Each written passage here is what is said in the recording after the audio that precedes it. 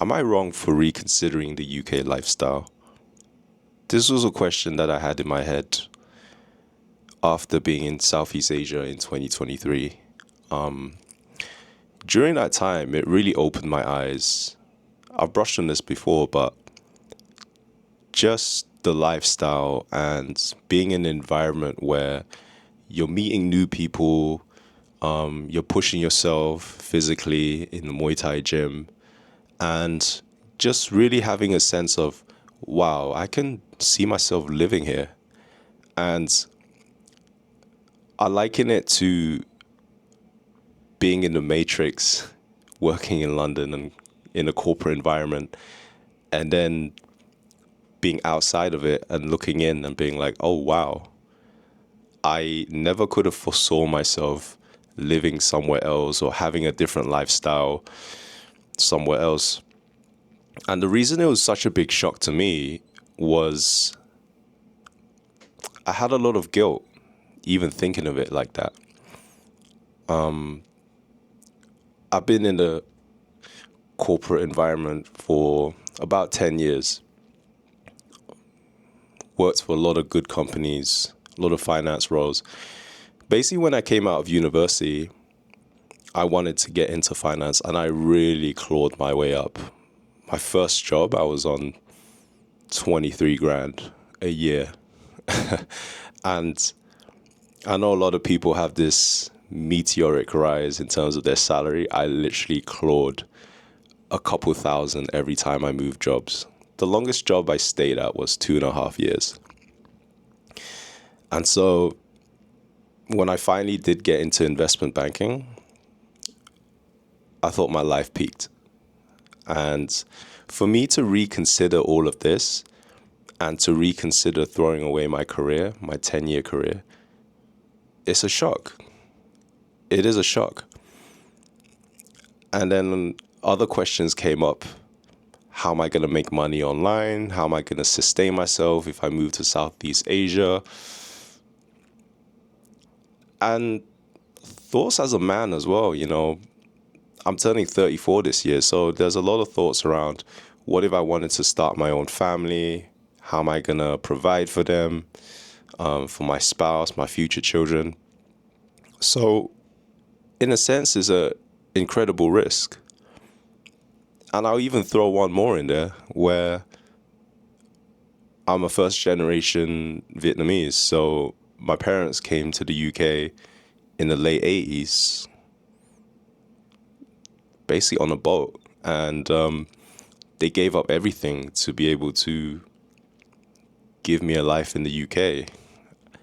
And in a sense, me going on this path is a bit of a slap in the face for them. We've had a lot of difficult conversations around this, to say the least. We're okay now, but these are all the factors that have come up for me. Now, I'm not saying that UK life sucks. UK life is still great. I've got great friends, there's great social events, but there is this feeling like I've maxed everything out. If I was a character in a role-playing game, I've maxed out my stats. I felt there's nothing really more I can learn, especially in a corporate environment. Could I go further up the ladder? Sure. But everything that I've learned in corporate, how to communicate, how to present effectively, how to assert my boundaries, how to network, all of these things, there's not much more. There's going to be a diminishing returns to scale if I stay in a corporate environment, especially if that's no longer the lifestyle that I want to stay in. And so I've touched on this before as well. Like the cost of living is just out of control. Like I really don't even go out that much in London anymore. And I have friends where it's a real conversation where we're just unable to go to things because we're prioritizing our savings or things that we need to pay off in terms of bills, mortgages. And that's crazy, you know? Even if you're making good money, a night out can just wipe you out. You know, you'd be spending way too much. And I think that's kind of sad, you know, just the state that it's been in the UK now. So I don't want to say I'll never live in the UK, because as I said, you know, there's a lot of good aspects to it still. But just how it is now, I don't see a life for me there currently. But, you know, the future can change. The final aspect of me reconsidering my life is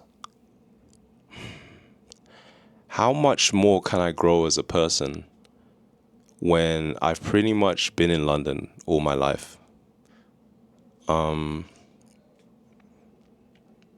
You know, I recognize that I've done really well in my career, but I'm surrounded by people who are a lot older than me in the corporate environment who I just look at and I'm like, I am not inspired by you at all. Like, I don't want to be like you. And it's this feeling that I was becoming an NPC, basically. You know, just having the same conversations. How's your weekend? Da da da da da. There wasn't really any growth. There weren't the kind of conversations that lit a spark in me.